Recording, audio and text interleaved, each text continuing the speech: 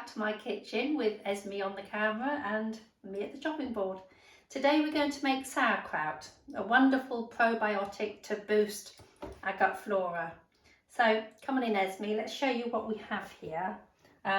Basically I've got loads of red cabbage left, so I've got, I suppose, what's equivalent to a reasonable size red cabbage, a beetroot that I've scrubbed with a scrubbing brush, but it's still got the skin on it, carrots that I'll peel in a minute, some ginger, knob of ginger, some turmeric, which I have some rubber gloves because I don't want to get stained, and 4 cloves of garlic, plus some, I've got some Cornish sea salt that I want to use up, so I've got that on the go as well.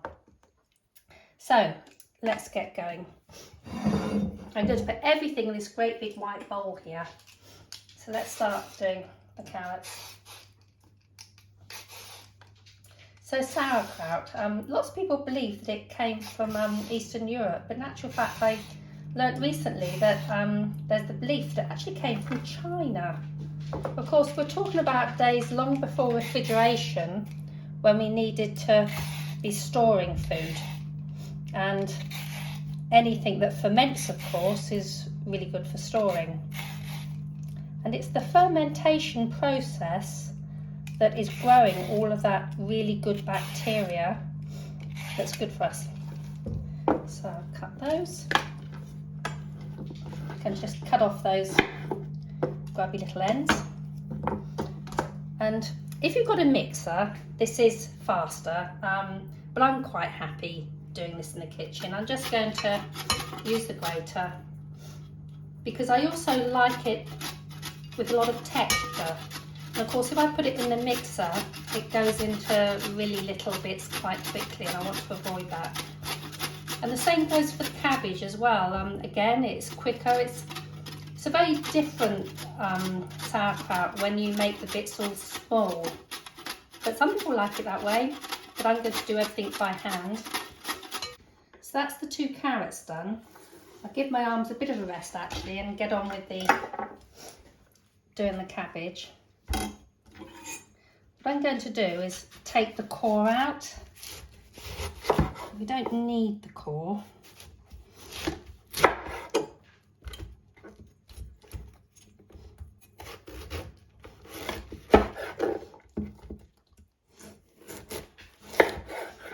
So the aim is to get all the little bits, basically, try and chop it finely. I think it'll be okay with these bits. But I will leave the rest, the harder bits. Throw that in there.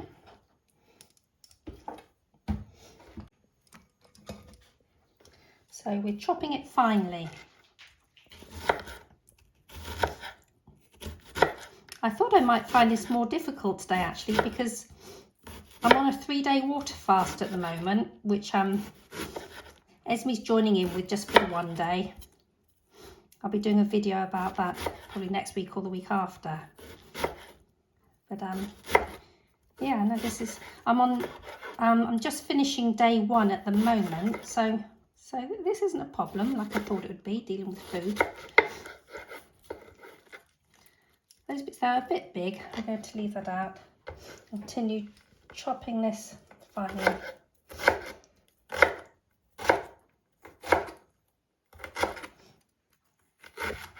This is a very rough science. I'll even go across there like that. There we go. And I'll continue doing these bits now. There we go, that's all that cabbage done. And as you can see, it's pretty much filling up this great big bowl. Pop that in there. There. Now the toaster's on the go at the moment. This was too much for Esme with her 1-day fast. She's got some hot cross buns in the toaster that need using up.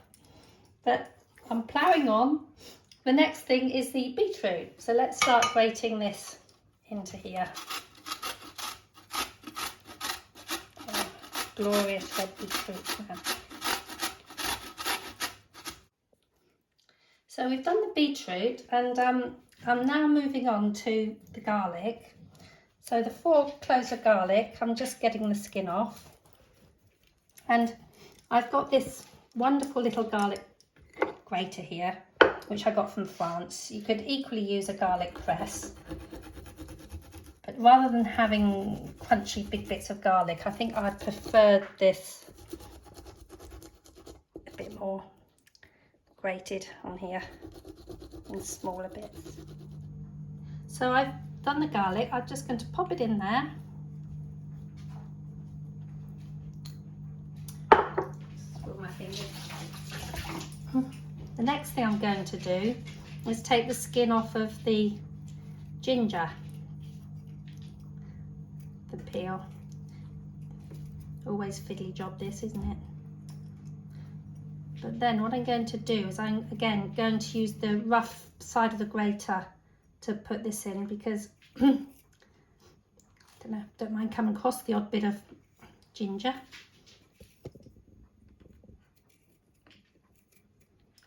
There we go, almost done. This is very much an intuitive process. There's no right or wrongs really. And there you go. Always gets a bit dicey when you get towards the end, doesn't it, on one of these? I'm sure there's probably a really clever way of doing it. How's your hot cross bun, Esme? So there we go. Last bit. I think I'll just chop this last little bit up.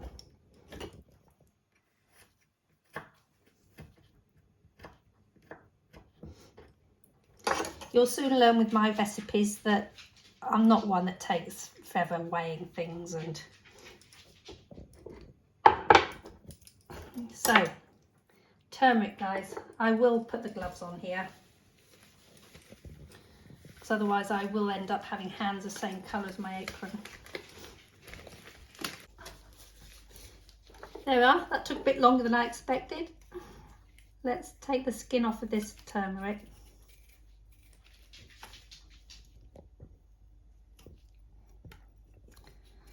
I'm sure there must be a much easier way of doing this so you're not wasting so much. So if anybody knows, do let me know. You're probably watching me thinking I'll be getting the mixer out when I do this. I can't blame you. It does keep the muscles going. Right, nearly done.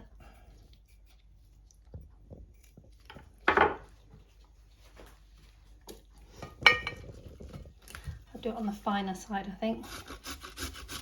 There we go. I don't know if you can see that.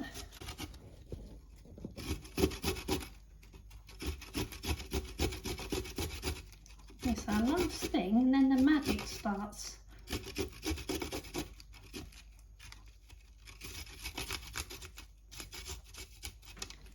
This way I hope it doesn't make a hole in the glove and defeat the whole purpose.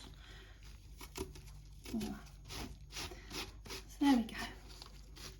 You don't get to see these good bits, do you, like this on the more professional videos? There we go. Job done. Right, I'm just going to mix that up a bit before I add 2 teaspoons of salt onto this. Now's a good time. Forgot the teaspoon. Let's get it.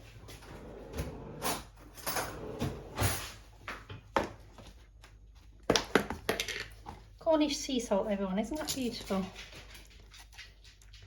There we go. It's one. Another one. What this is going to do is break down all of these ingredients. I'm just going to literally massage it in, the salt. Isn't that glorious? Yummy, yummy. I'll keep doing this for a few minutes. Look, there we go, bits of carrot coming through there. Want the salt to get to all of it. 2 teaspoons doesn't seem like much, does it? But it's amazing how it gets to work and starts to break this down. This is going to end up to be a fraction of what you can see at the moment. But I'm going to leave this now for about half an hour, and I'll probably come back to it just turning it over in that time to show you what it's like.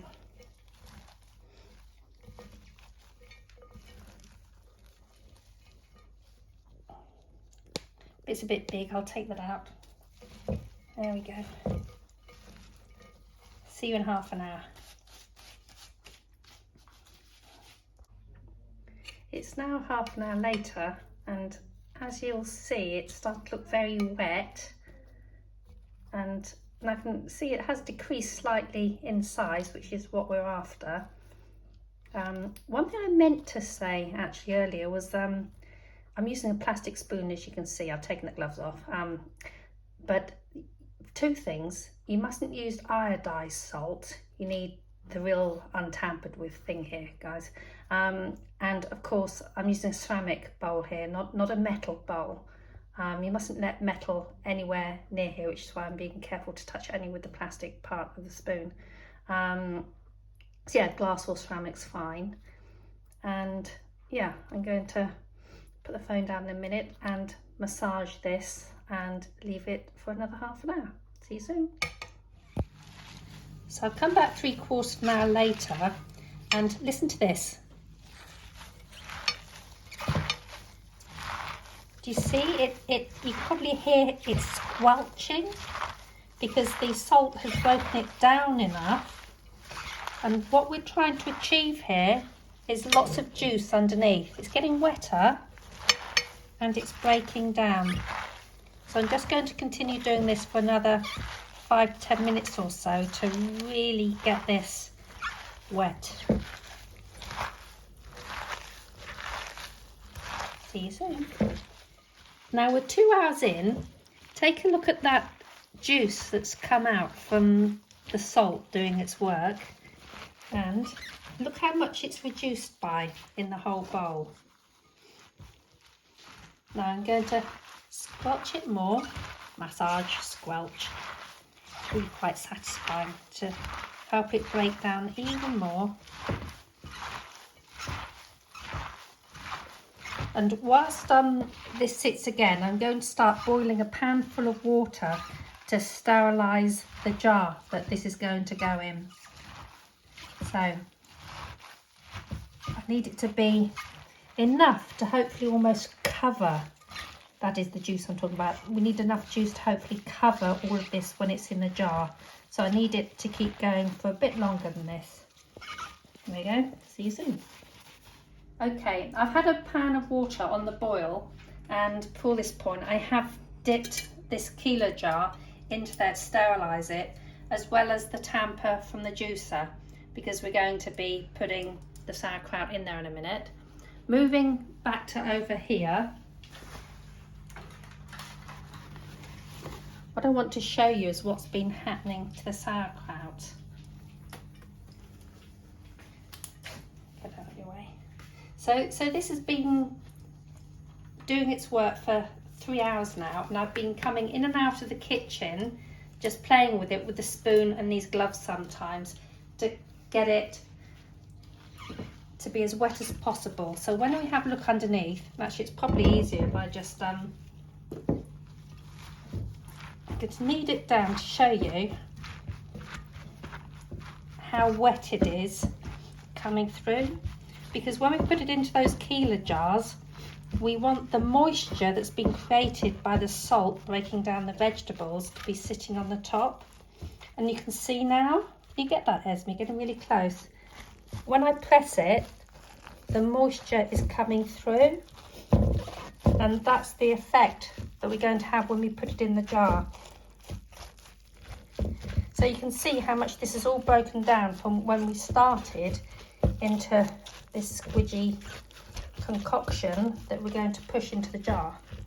And I'm guessing it's going to go in that jar. You never know for sure, but otherwise I'll be using up another little jar.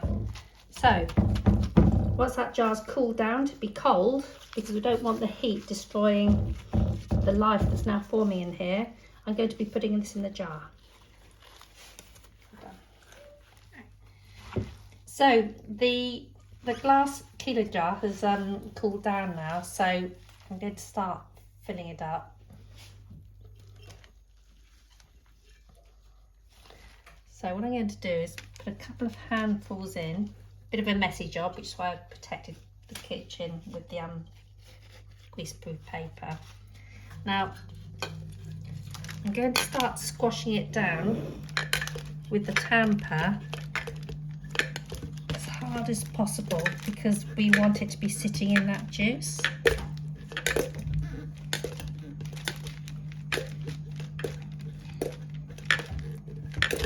Now you can see the juice on the side. Let's get some more. Now this is going to take about 2 to 3 weeks before it's ready, and what you're going to see happen is that within that juice it will start to form little bubbles, and that will be the fermentation, which you'll be able to see on the side looking at the jar.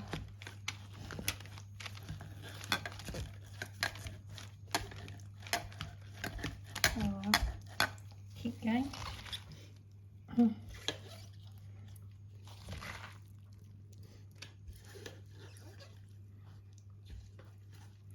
Push it down again.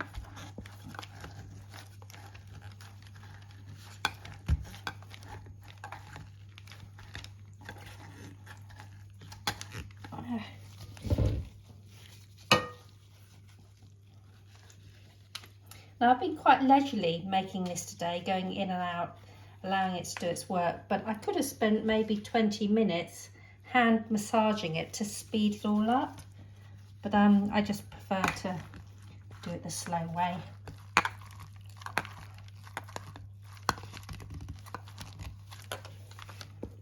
Right, when I'm pressing this in, I don't know whether you can catch this, Esme, maybe not, but I can see the juice getting up, and of course there's still lots of juice in here, which I'll pour some off before I completely finish this.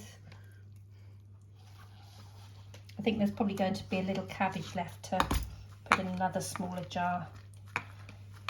It's surprising how it all packs down, isn't it, when you remember that great big bowl of vegetables that we had at the beginning.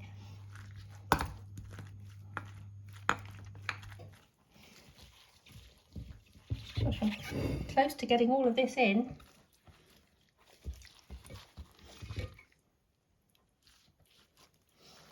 Push all that down again. I do have to leave space for the ceramic part of the jar as it pushes it down. I think I'll pour this juice in now.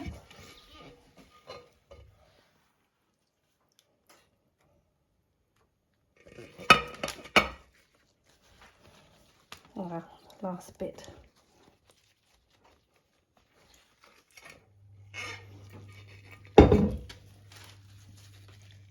There, so you get that, Esme? That juice is literally right at the top.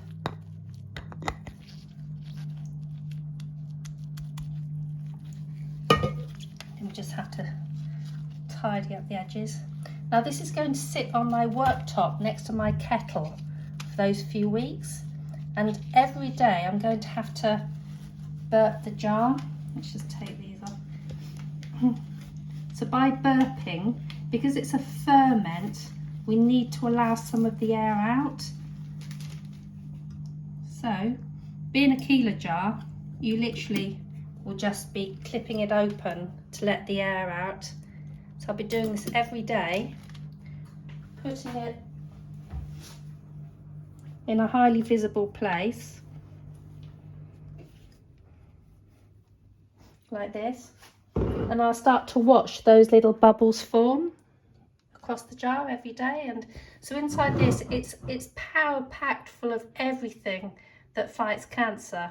The turmeric, obviously, the ginger is great with its digestive enzymes, cruciferous vegetables like the cabbage, and then of course the carrot full of vitamins. So I'm afraid I don't have one that I made earlier. That's going to have to do the job. And yeah, enjoy and happy making. So if you've liked this video and you want to see me doing more of this sort of thing, then please let me know by subscribing and thumbs up, and I'll get to it. So yeah, thanks for watching.